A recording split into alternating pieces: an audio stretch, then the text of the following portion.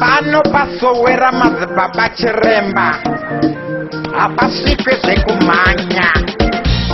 Jowane marasta yechishano tobva takuvhurirai mubhaibheri mugwaro Timotiyo chapter 6 vhesi yechi12 inoti irwa kurwa kwakanaka kwekutenda ukasvika pasowe redu zvekumhanya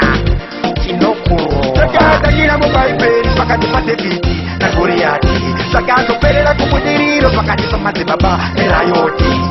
aiva nechimbo madzibaba chirova munhu aiva nechimbo madzibaba chirova munhu machikwenyakwenya ofisa chikwenyakwenya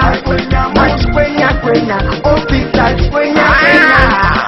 zvikazina madzibaba rugare vanhu vaMwari zvikazvingaruwande zvikanzi maona kaza ndanga ndichikuudai kakuti ndamboona pamweya ka kupi veka tarirai kurodi anouya tete kapurisa anouya tete asinganonoki kurodi anouya tete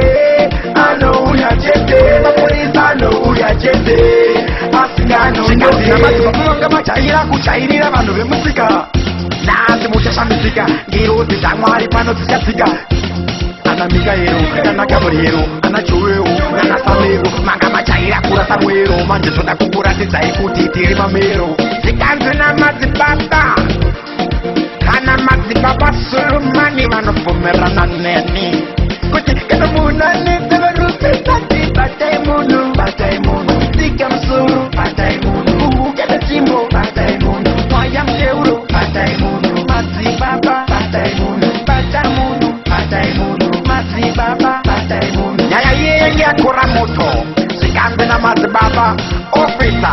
pano hamuite zvamakaita tsvangirani pano isu tinokurovai mahelmeti emapurisa achinonga vachidonha vachinonga vachidzosera machena achinonga vachidonha vachidzosera poti dzichidonha vachinonga vachidzosera zvimbo dzichidonha vachinonga vachidzosera achihukwa ndakazona ofisa agwadama akukumbira ruregerero zvikanzi madzibaba dai machindisiya madzibaba ndokuti andikusiyei svikira mwabuda ropa andikusiyeyi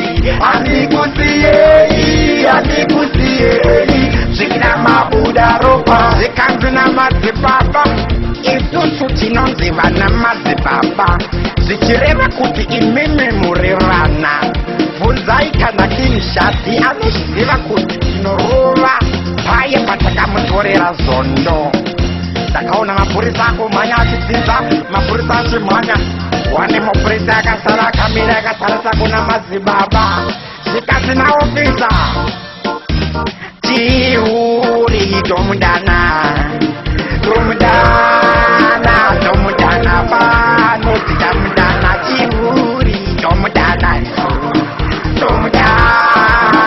tomudana chihuri tomudana